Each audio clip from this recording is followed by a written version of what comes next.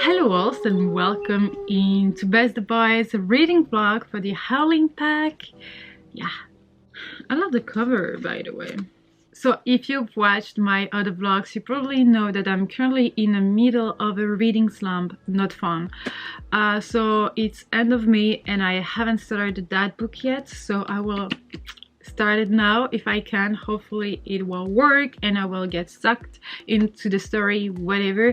But it's the May and June peak, so I still have time, but I would like to read it earlier so I can talk to you, with you about it. So I will try to do that. I really do love the cover. I really do love the color of the spread edges and its signs, and I love the design of the letter, you know, the author's letter, and the book is gorgeous. I really love it. I remember what it is about. It's about a girl who wants to who disagree with the fact that she cannot do whatever she wants because she's actually a girl, so she's gonna go into a labyrinth in order to break that law kind of thing, that habit, because only boys kind of thing are allowed there, in order to gain some money, to gain access to a specific school. Is that it?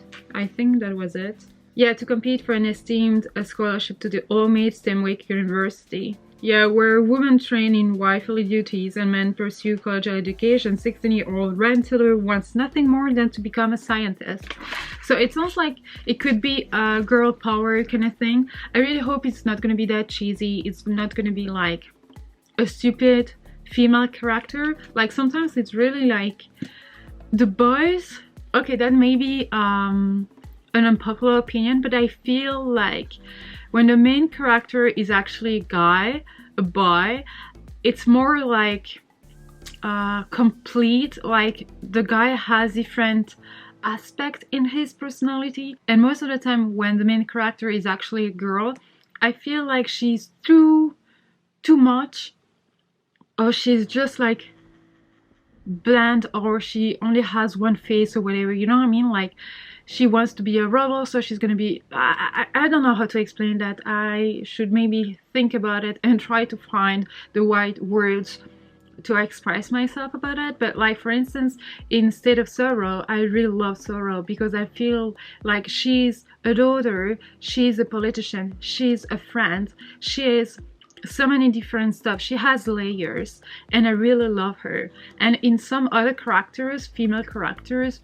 you only have like in Children of Blood and Bone, I know it's a beloved book, but I don't feel she's anything else than just a representation of a fight. And I don't know, I feel like she misses layers and personality and, you know, different aspects of her personality. I don't know if I make any sense, but I'm gonna try to read that book. I don't have high expectation anymore as I did before, but I expect to love that book.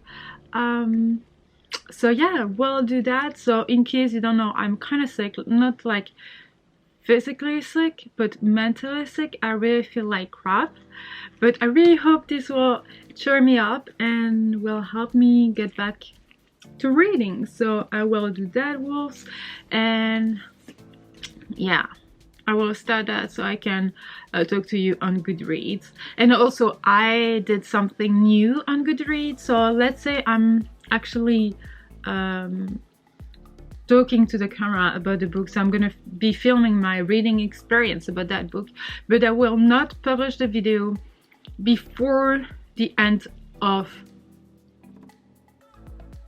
June, I think, or beginning of July, because I created a new discussion on Goodreads. As you know, I'm not doing a live for the Howling pack. I don't think I should do one at that point, so I just wanted to give you a space where you could ask me questions about the book, like what is my opinion on that, or what is my opinion on a character. It can have spoilers, so don't worry about it. I will check the questions after I finish the book. So yeah, so you know you have a space for that now.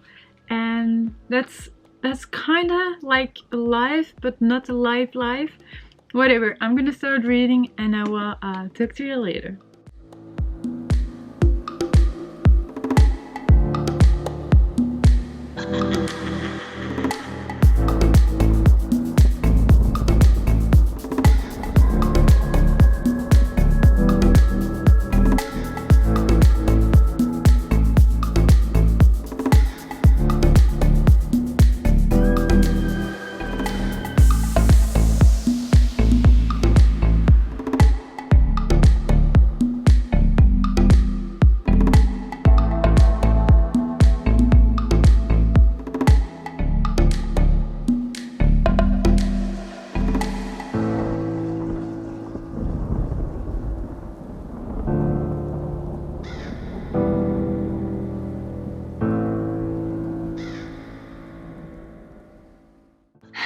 Okay, it's time for the first update. Maybe I will take that off. So I've just read 5 chapters. So I'm here. I've read 62 pages and so far. Okay, so this is a story of Ren. Ren lives on the lower side kind of thing, and then you have the upper side. So the lower side is kind of with poor people. Lots of diseases, etc, etc. They don't have the same right as rich people, obviously. So you have the upper side, which they have like castles or whatever, you know, the rich people and poor people. Ren has actually a cousin who lives on the upper side, and I was like, why that family doesn't help her? But actually her mom, so Ren's mom, who is sick now, married a lower guy, and that's not something you can do actually. When you're an upper girl, if you marry a lower guy, you become a lower kind of thing. And when you're an upper guy and you marry a lower girl, you stay an upper guy. I'm just summarizing it, so that's that. And then if you want, Ren is someone that is really into science. Apparently she had troubles at school because she was mixing up like letters and numbers, and her dad stopped letting her go to school, and she was like homeschooled, and she wants to. So I thought that the story will be about a girl who wants to be a rebel because she doesn't agree with the fact that only men can go to university kind of thing. But apparently also what she wants to become a scientist because she wants to find a cure to the diseases that everyone is like, actually not everyone, but lots of people are suffering from, like her mother.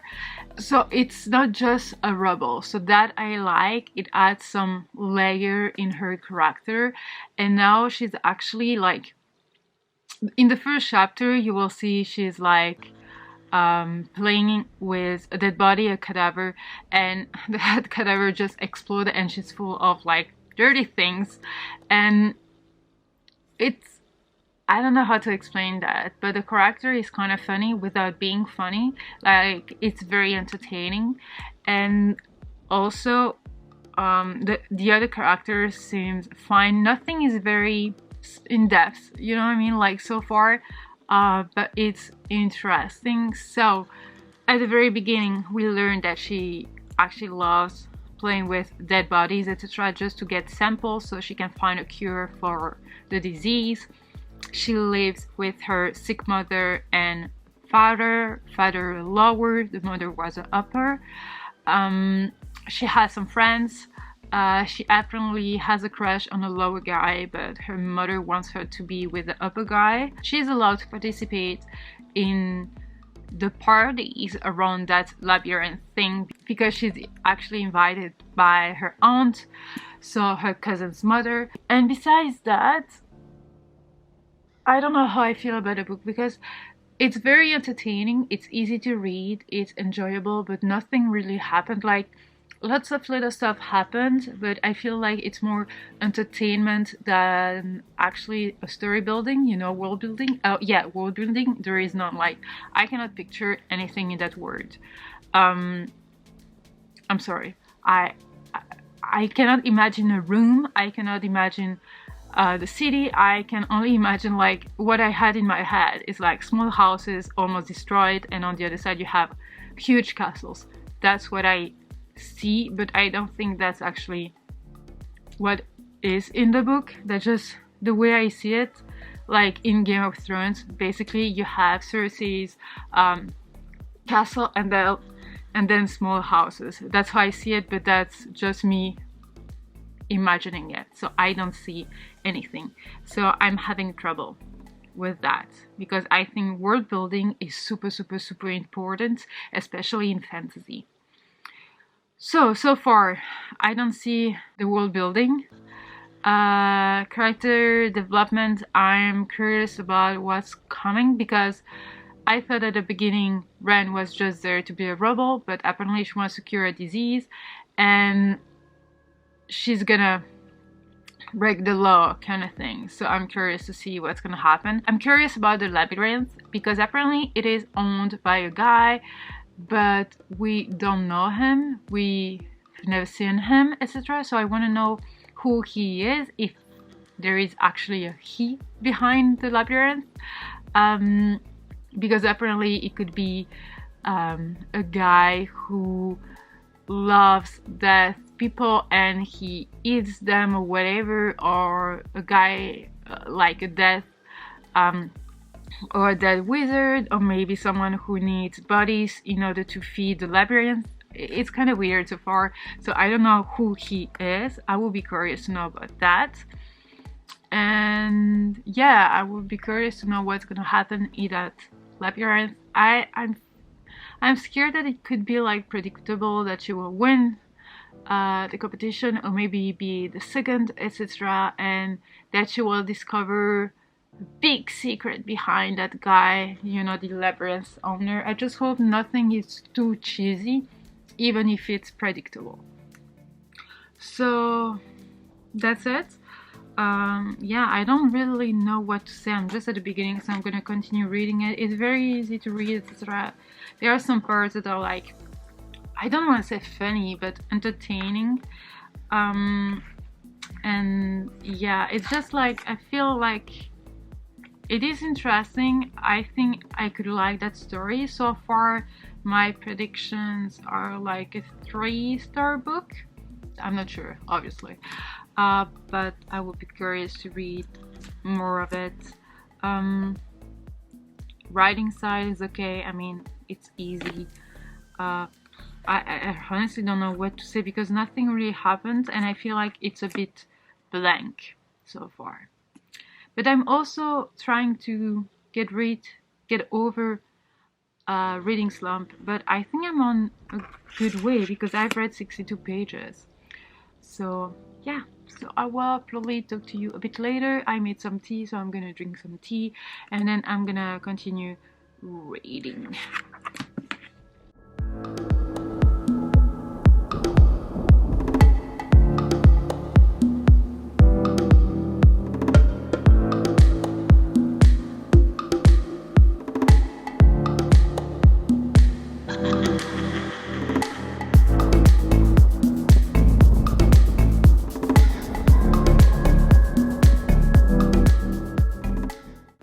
Another update. So I finished part 1 of the book. So part 1, according to Goodreads, you know, I separated the book. I mean, I split the book in 3 parts, whatever. I'm on page 113 on chapter 10. So I've read 9 chapters. So there is some kind of rebellion going on, like starting, let's say, because the upper decided to cut the fishing process kind of thing, so they will not be able to fish as much as they did in the past, so the lower people. And of course they're going on some kind of rebellion, like they're not happy about it because they won't have enough food for their family, whatever. But they're not gonna protest right now because there is some kind of festival going on, so they will wait after that, whatever. The most important thing that happened here is that apparently there is some kind of group of boys who will be entering the labyrinth, who is planning to kill people. So they will kill people in order to win whatever, and in order to discover who the owner of the labyrinth is, actually Mr. Holm. And so they will do that, but there is also something else. So the main character heard the conversation with the high people from the upper, so they decided to restrict the fishing stuff, whatever, but they know that there are something else coming. They kind of knew about the problem that will follow them, because Ren was like, okay, they told me that they were most important thing, because yeah, I'm gonna try to be whatever, to make sense. So she heard a conversation, and then they saw her, and she got in the conversation, like she was like, yeah, but we are suffering from that and that, it's very important, you should take care of that disease, etc. And they were like, yeah, but we have more important things to do right now. And then after that she was like, okay, they told me that because they knew they were going to restrict the fishing stuff, so they would know, so they knew that we will kind of disagree with it, and that we will like protest, whatever. So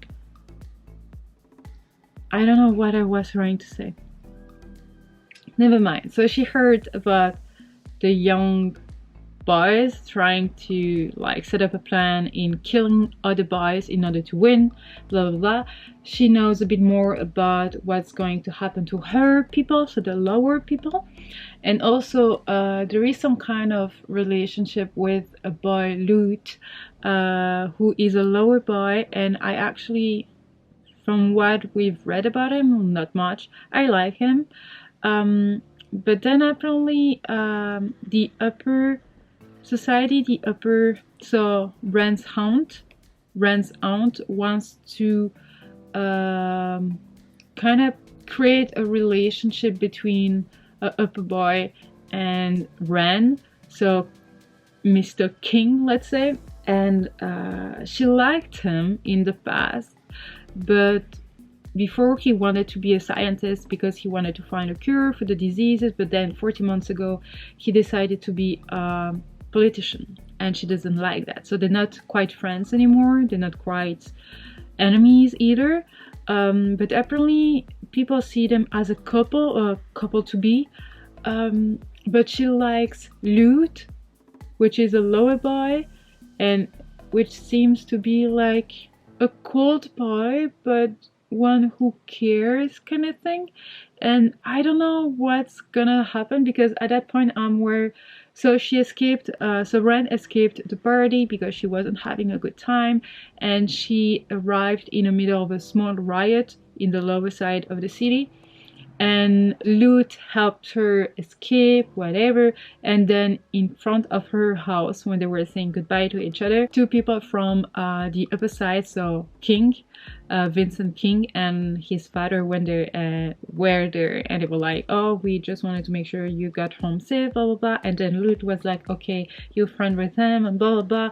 You know, I'm so scared that it's gonna be like some kind of love triangle. Ren doesn't like that guy, you know, the upper guy, but she was friend with them, and I think she knows that she could benefit from that relationship. And King is actually thinking the same. I don't think he wants to be with Ren, but he could take benefit from it. He could do something. I don't know what quite yet. I hope I will discover that, and that it's not gonna be cheesy. And I feel like there is a love triangle, but it's not quite a love triangle, because or maybe King is actually liking Ren, like truly, and he wants to be with her. But I love Lute, but we don't know much about him, so I'm like, I don't know. So far it's like a fake love triangle. Like you have three people who are like in a love triangle, which is not a love triangle, but maybe more of a story triangle, if that makes any sense. Yeah, a story triangle. Is that a thing? I don't know. But yeah, so I'm in here in the book, so quite fast, yeah, whatever I was saying. It's fast, easy to read.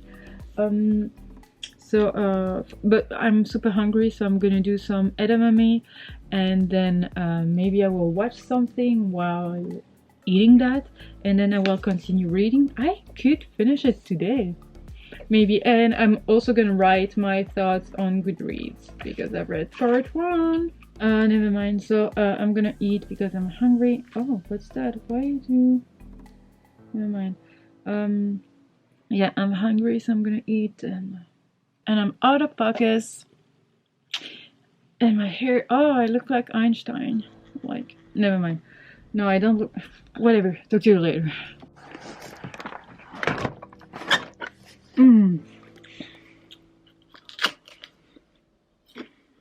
So, still reading that book. I'm here.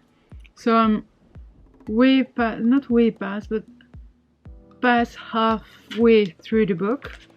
I'm on page like 173 out of, let me check, 215. Okay, so I've read more than half of the book, and they're just getting in the labyrinth, in the maze. So first I want to say, if the main plot, if the main twist, if the main thing of a book starts happening past half the book, it's kind of weird.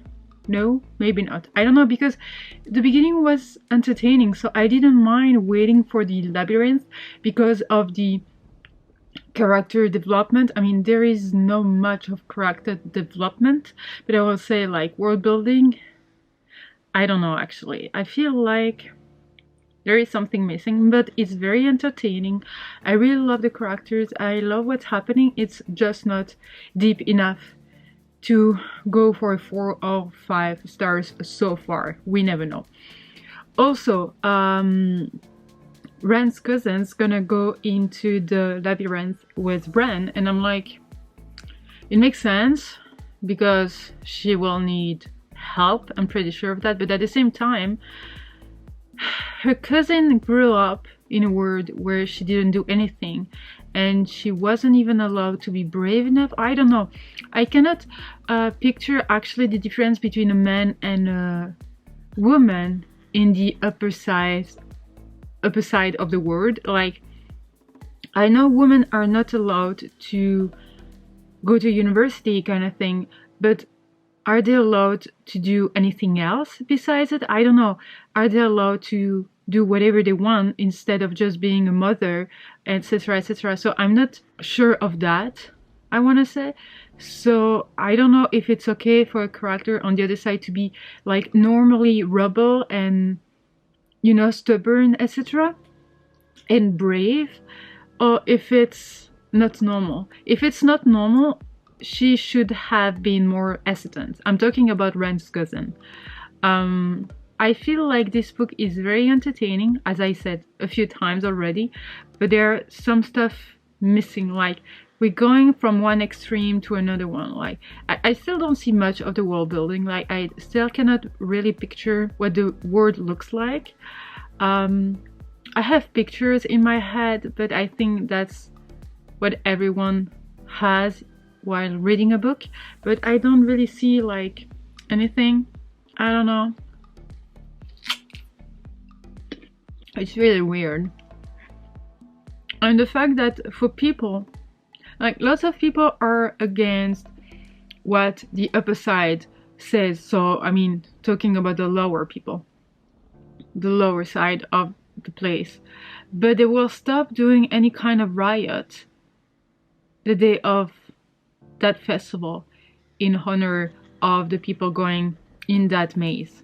You're against the system, but you will not do anything bad on a specific date, which would be easier to do so because everyone will be like at the party. Nobody would think or expect anything else to happen, but at the same time, it's the only day they can kind of hope in order, like, they will get that scholarship, they will go to university, they will get that money, they will get their family to a better place, you know what I mean? But at the same time, it doesn't make sense. I would rather riot on a festive day, just because nobody would have expected that, than just playing the part. I don't know. I love Lute. I really don't like King, and King officially talked to Lute and said, Vincent, I should say Vincent, not the King, but his last name is King. So he told Lute, yeah, you cannot get close to Ren because I asked her if I will, like, if I'm allowed to start courting her, blah blah blah, and she said yes, which she didn't actually, but Lute doesn't know that.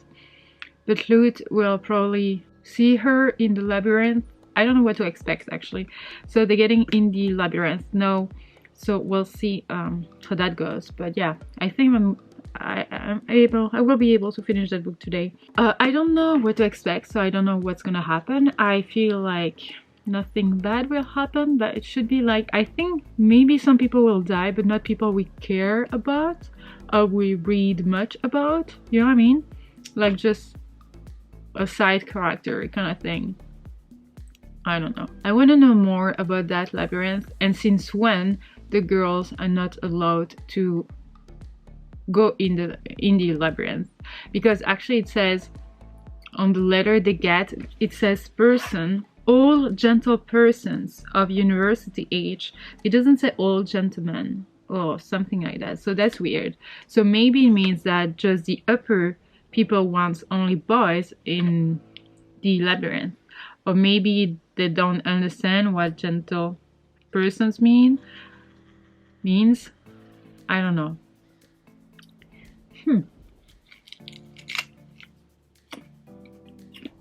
Also, I don't know what to expect from the labyrinth. So they said that people might get hurt or they might die, etc. because there are beasts in the labyrinth and they have to survive, but they have to succeed in stuff. They have to find solution to stuff that they learned actually at school, like math, science, history maybe. I don't know. So it's so weird. How could they die if they don't find a solution to our math problems? Like, who's gonna ask them the math problems? So far I don't understand what the labyrinth is waiting for or how it will go. I'm a bit confused.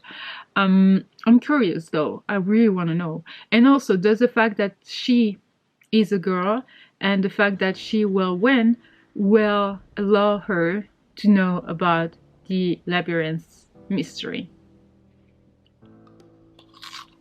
Okay, I'm gonna stop here and continue reading because I don't make any sense as usual. Okay, bye. Quick update because I only have like 50 pages left. I expected something different, but at the same time it is a YA. I expected the labyrinth, the maze part to be more like dangerous kind of thing, you know, like in a thriller, whatever, you know, like the atmosphere. I don't know how to explain that. I expected to be more on edge on everything with that maze, but it wasn't the case. It was just like challenge after challenge, and I don't know, I really missed something. And Vincent, so King, he doesn't make any sense. I feel like King is typically the kind of character that you will usually like at the beginning, and then you will be like, oh, I don't know, but the other guy is nice as well, and then at the end you will be, no, he's a monster, he wanted to use that girl, you know, that typical character. So I don't see the point of having him because he's a nightmare, he is horrible, he is useless. So I don't like him, not because he's a bad character, but just because he doesn't have a part in this. Like, it was ridiculous.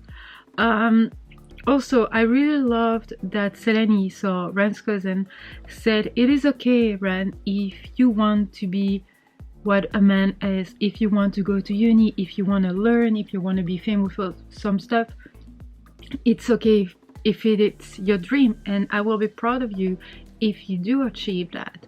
But you have to accept that my dream is to become a wife and to do everything for my husband. And I really love that because Selene was actually a strong character. She's also a kick-ass character kind of thing, but she's softer, and she is not the cliche of her stubborn character, like kick-ass character, where she wants to be like super powered, or you know what I mean, like she wants to be better, or she wants to have what others have or whatever. She is powerful in her own way, and she just want to be a wife, which is absolutely fine. The way it's portrayed here, it's really fine, and I love that. The romance between Lute and Ren is kind of cheesy, and at the same time I'm like, it's okay because it makes sense. They kind of like, they had a crush on each other from the very beginning, so we knew that it was going to happen. But yeah, and again, the fact that the labyrinth, the maze, comes like 70% in the book, 60% in the book, kind of turned me off. I don't know why, but I felt like it was more focused on the diseases that were happening there. It was more focused on the family thing, kind of thing. But I really love that Ren, the main character, is actually dyslexic. Do you say dyslexic? Dyslexic? I think you said that way.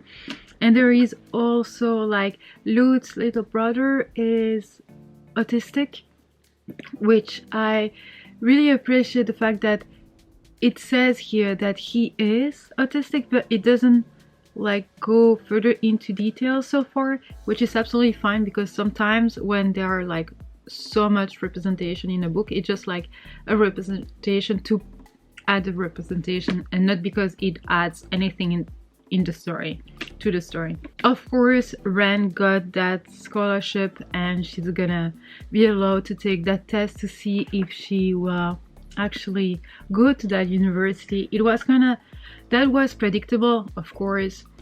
The other thing that was also predictable was that Mr. Holmes was actually a guy she knew, a guy she met at the castle, at the palace, whatever. That was a little like Luffy kind of thing, like a bit crazy, but a bit like too smart for its own good kind of thing. I don't know if that makes sense, but yeah, I don't know. So far I'm like, it's very entertaining and it's very easy to read.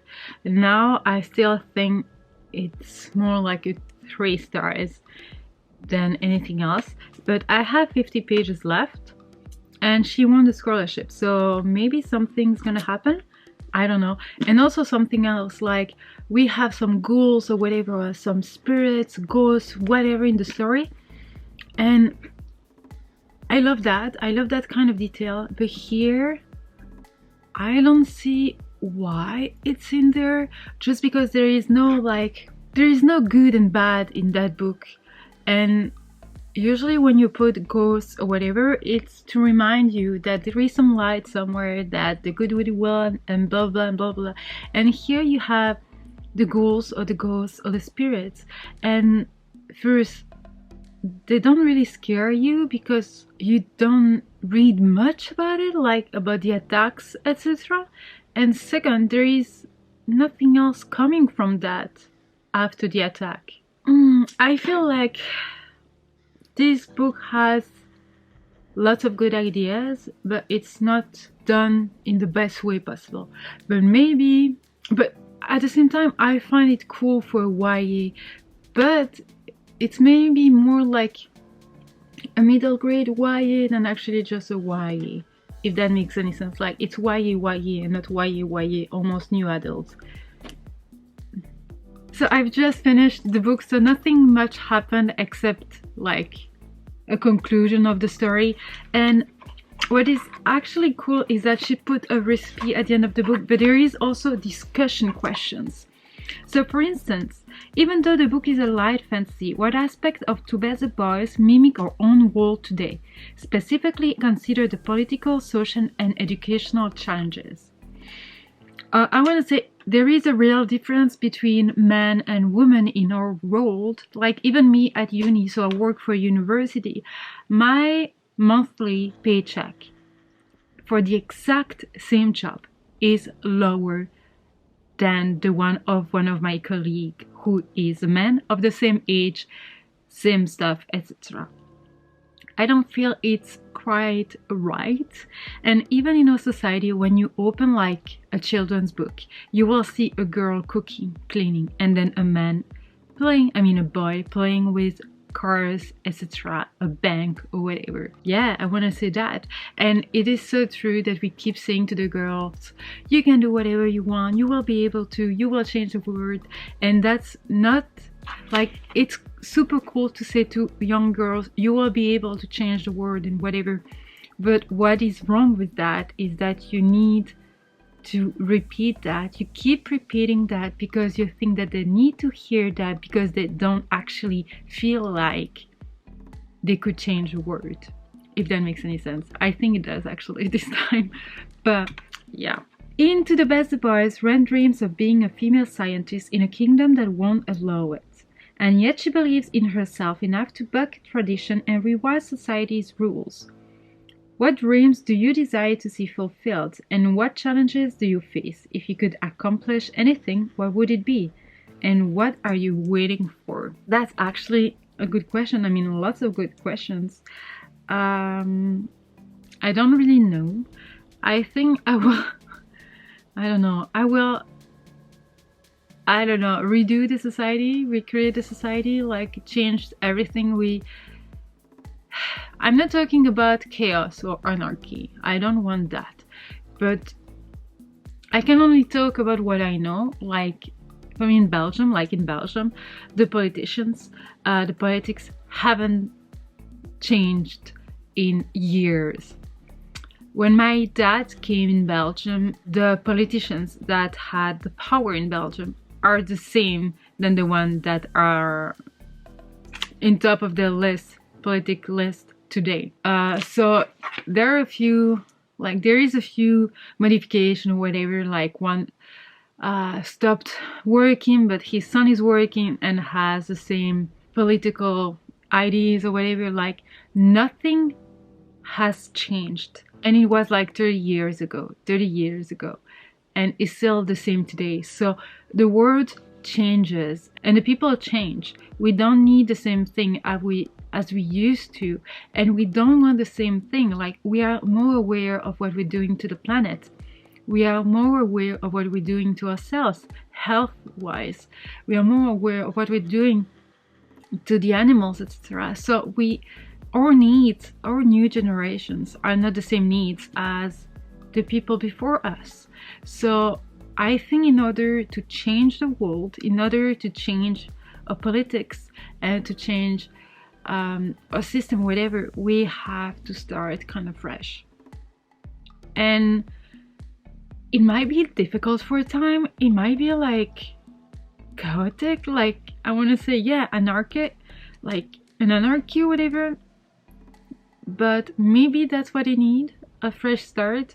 And we need mistakes that we make because we decided to make them, and not because the politician just made mistakes, but we don't decided for these mistakes, if that makes any sense.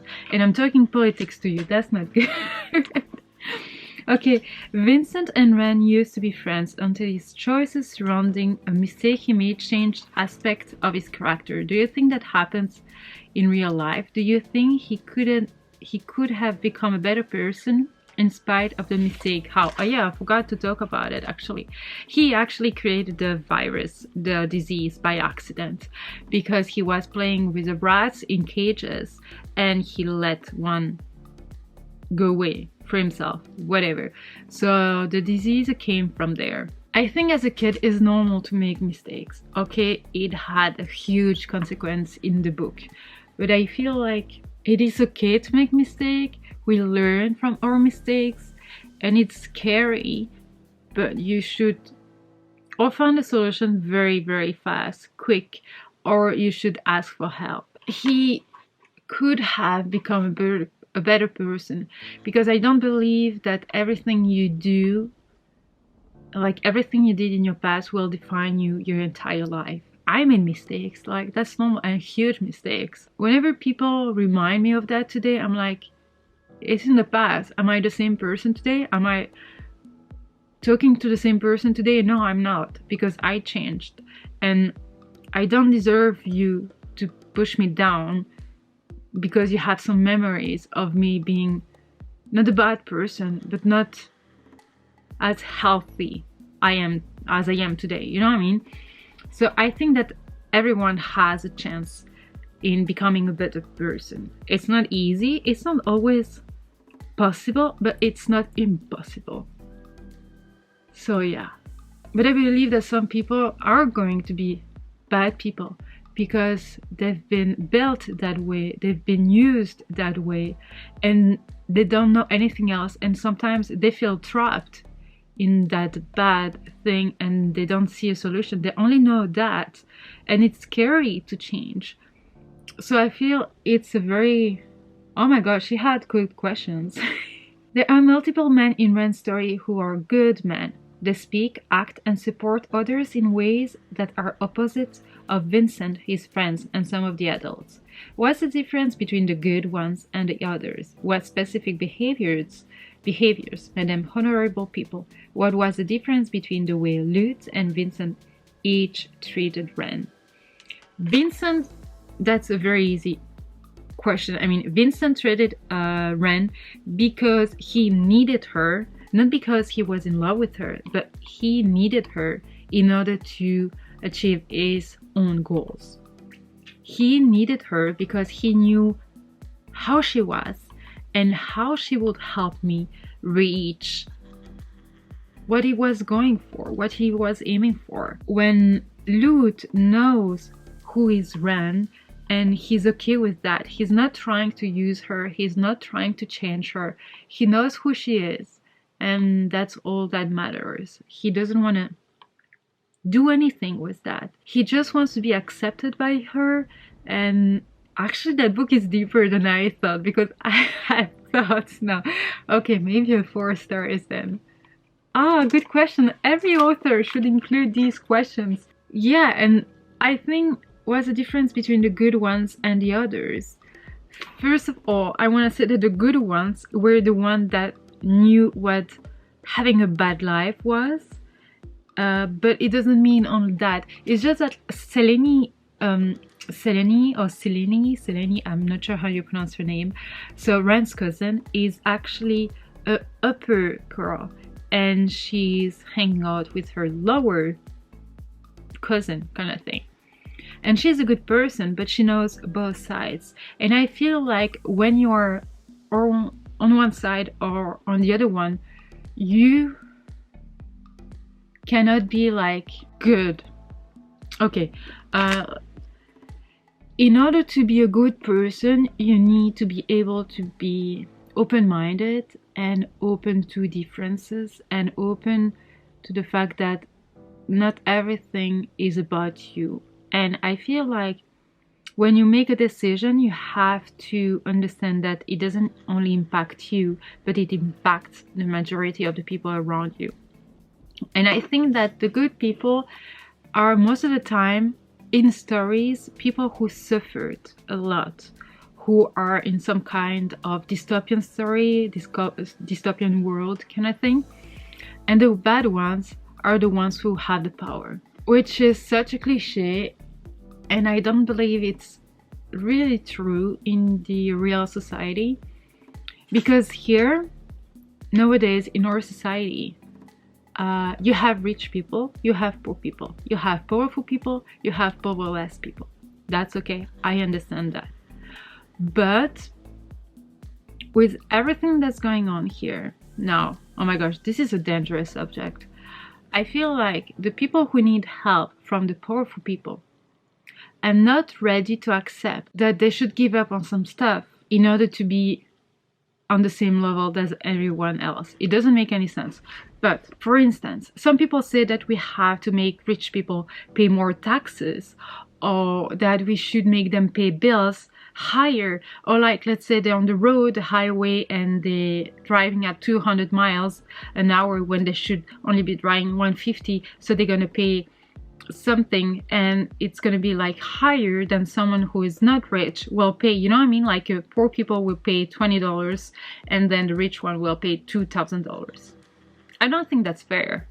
Just because you've born in a rich family or you inherited of money or because you had a brilliant idea and you built your business, why would you have to pay more? Why would other people decide what you should do with your money and how you should pay your bills or how fine you should be? Like, that's not fair. So I don't think that what applies in books like The Good and the Bad People is what applies to us in real life. I think that good and bad don't really exist in our society, but what exists is more like what's acceptable and what's not acceptable, actually. Human rights, etc., etc. We should fight for what's right and not for what's good and what's bad. Do I make any sense? I really don't know.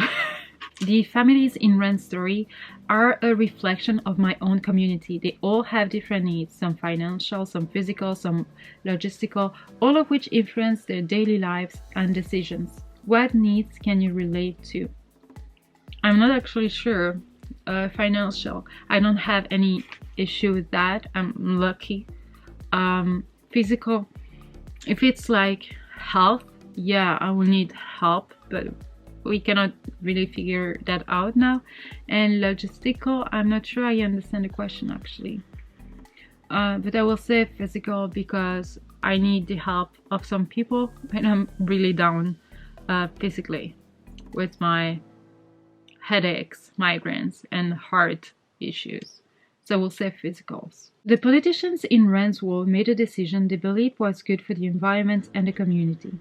Was it a good one? How could they have handled it to make it better? So at one point they decided to restrict the fishing quantity kind of thing, and actually in order, so the main goal at the beginning was to protect the ocean, was to protect the sea and the nature, which is something I will go for in real life.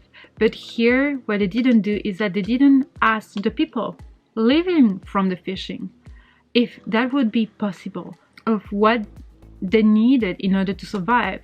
Because when you try to explain something to people, when you explain the reason why you're doing something and you ask them for your help, for their help, sorry, then they're willing to help you because they understand what you're doing, and they will be ready to forget about some stuff or to just give up about some stuff, because that's the way it is. We need to understand what we're doing. We need to understand what's happening to us. And they didn't do that. They just decided to cut fishing and to say you can only fish that, blah, blah, and people were like, yeah, but we will not have enough food for us. But they didn't know that, and that's actually what the politics do here.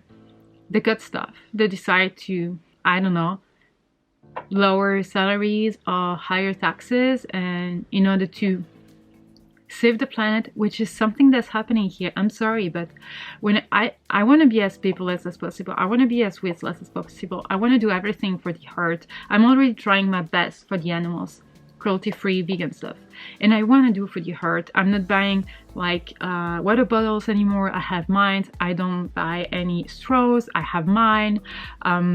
So I don't use plastics, I use tote bags, etc. So I'm trying a lot of stuff. I turn off the light when I don't need it.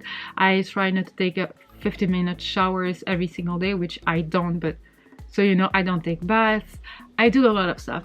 And the car I'm gonna buy is gonna be a hybrid. We're trying to make the earth better. We are trying to save it. We are trying our best to do stuff.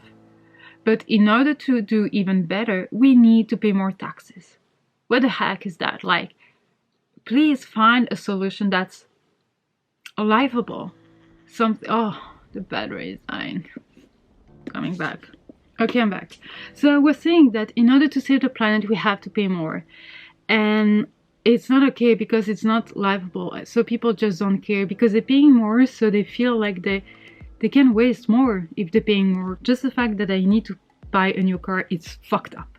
Like, don't make me believe that the government didn't know 10 years ago that at one point he will forbid having some brand or some kind of cars downtown Brussels. They knew that for such a long time. They didn't stop the car shop, how do you say that, car shops or whatever, to sell these cars. They didn't stop, but they knew it. They knew it. So now, in order to be allowed to drive wherever you want, and because you pay also very expensive monthly, yearly taxes for that car, you have to sell yours, which is not going to be sold because there is no one to buy it, and you have to buy a new one.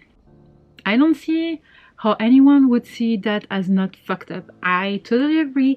Having an electric car or a hybrid one is so much better for the heart. And I will, for the heart. Did I say heart? Never mind. It's better for so many things, and I will really support that.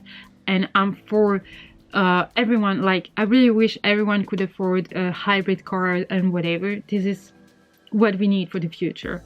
But at the same time, government, just fuck off. Like, you knew it would happen one day, so why didn't you help us get prepared for that?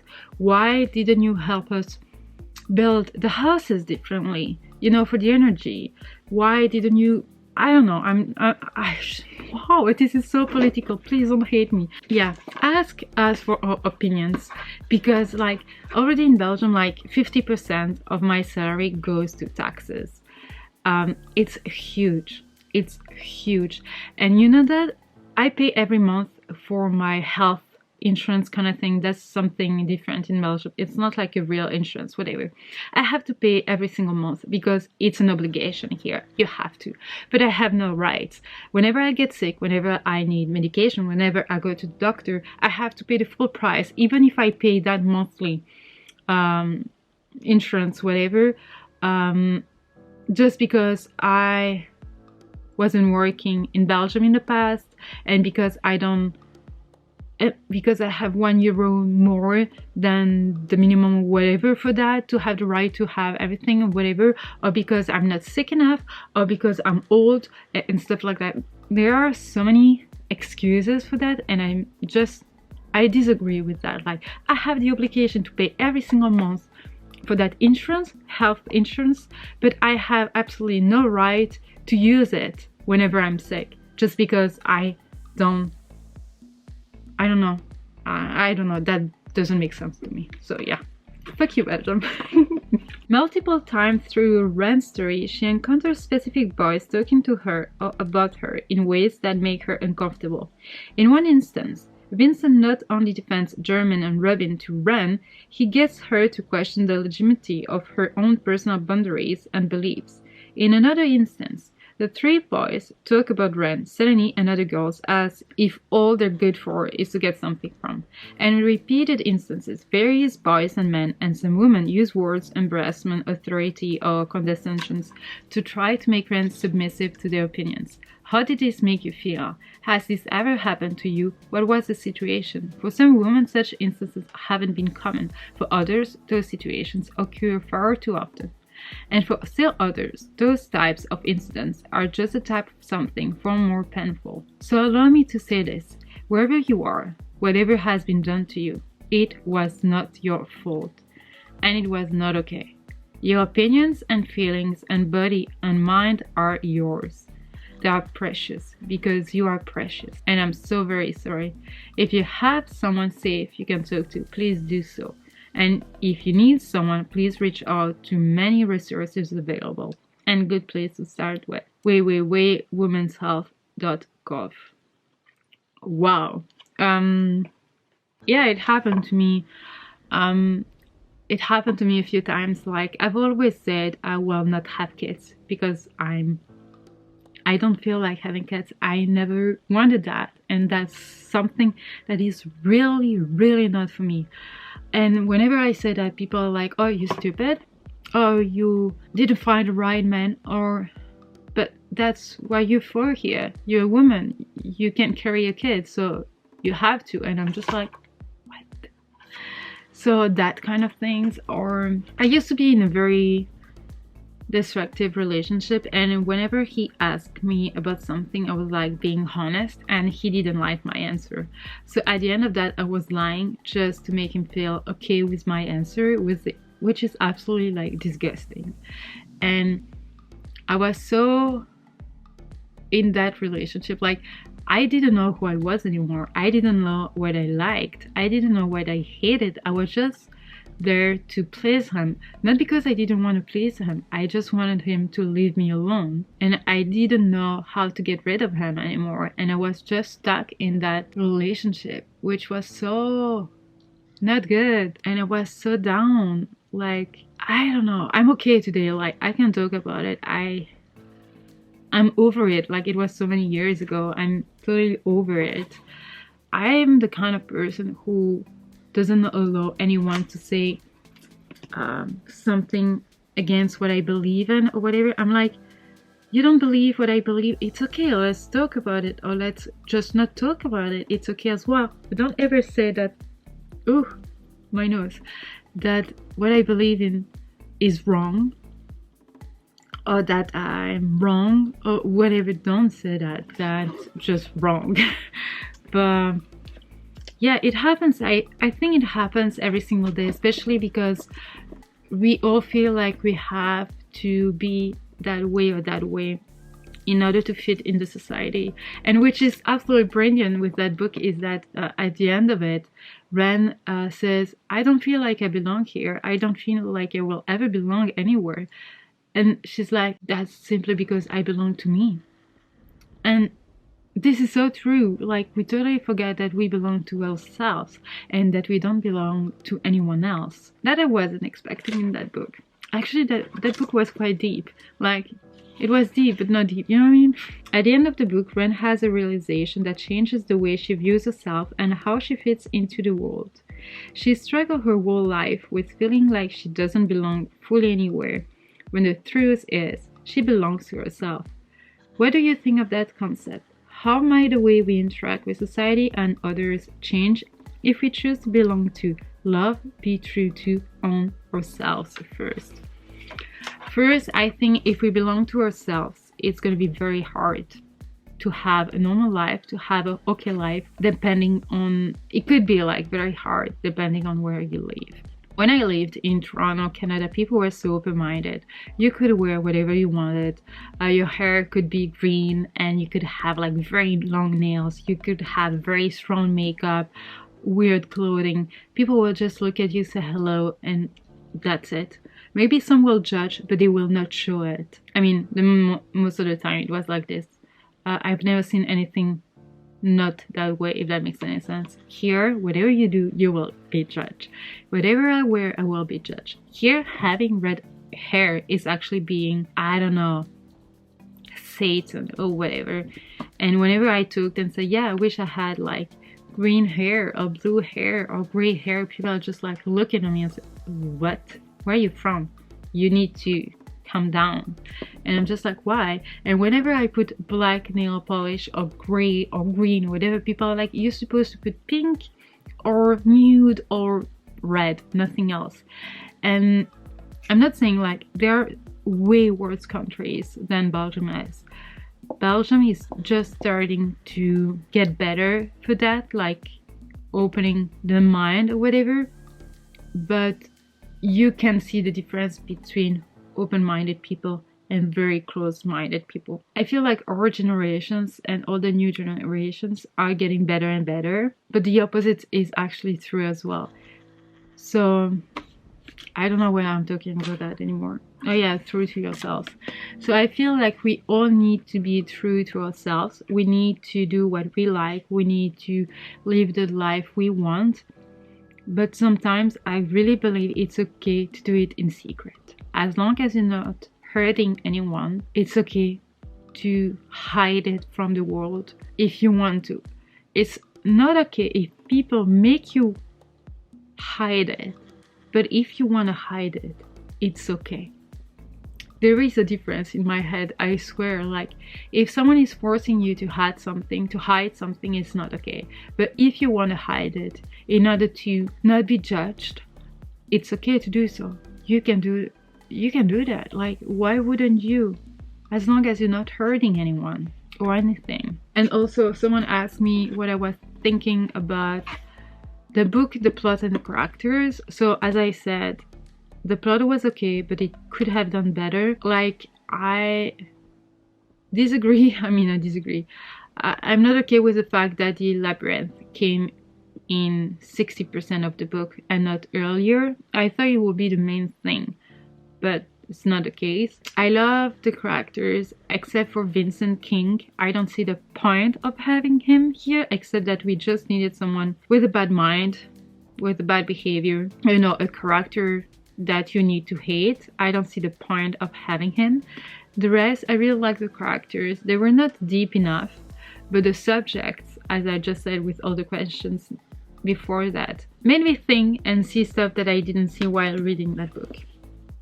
So I'm grateful for that. So the plot was okay, but not the best. The characters were quite okay, entertaining, easy to relate to kind of thing, but not deep enough.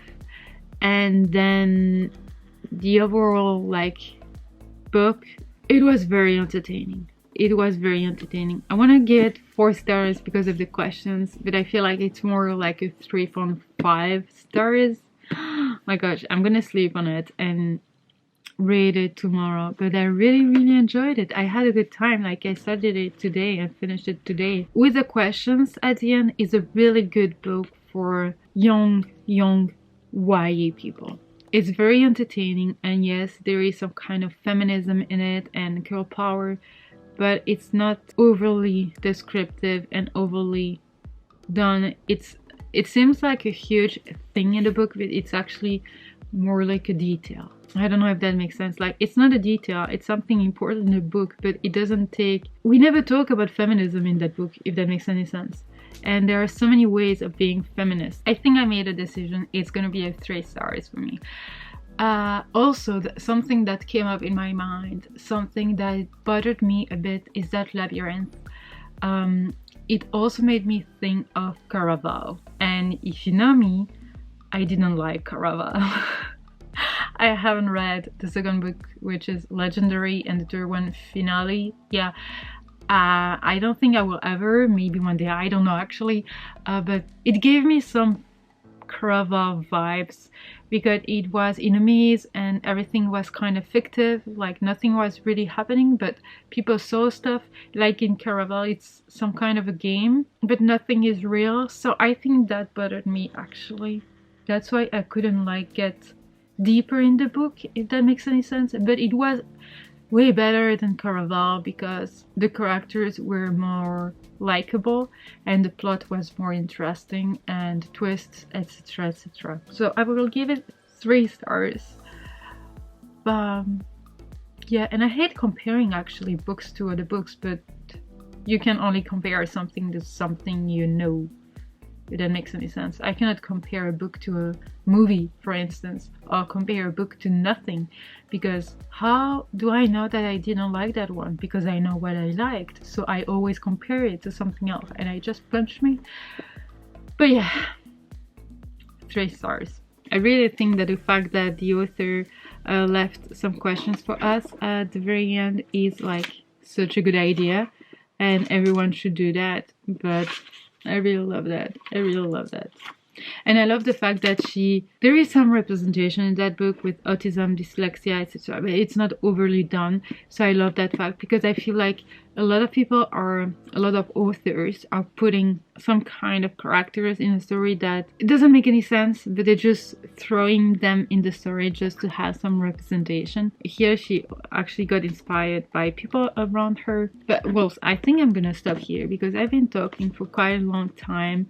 And so, overly satisfied with that book. It was very entertaining, it was fun to read, it was easy to read. I love the characters, I love the ideas, and I love that it was a light fantasy for once. It's not like a very heavy fantasy, it doesn't have magic, like you're not capable of magic, which was really refreshing. Because sometimes magic is illusions, so I really love that. So yeah. That's it pretty much. So let me know if you read that book, what you thought about it, and yeah, if you have any more questions you would like me to answer, it will be my pleasure. But yeah, wolves, I finished the book for the Howling pack. I cannot wait to see what next book's gonna be, but it is for May and June. or it was for me in June, because I'm gonna upload that at the end of June, beginning of July, I still don't know, but whatever. And yeah, I would be curious to see what you think of what I think. Yeah, that's quite challenging. That's gonna be interesting. But yeah, well, if you watched all my rambling and babbling and nonsense and everything I've just said, well, first, bravo, congratulations, you made it to till the end and you survived the labyrinth of my brain kind of thing. But yeah, so let me know what you thought about it, and maybe you haven't read the book but you've watched this because you that kind of person, because I do that sometimes when I'm not planning on reading a book, or when I DNF the book or whatever and I just don't care. So sometimes I do watch videos with spoilers. So yeah, but yeah, I'm gonna stop. Thank you all for watching this. I really hope you enjoyed it. If you did, give it a thumbs up. Don't forget to subscribe to be a part of the pack. As usual, I always say the same thing. But yeah, until next time, take care. Love you all. Bye.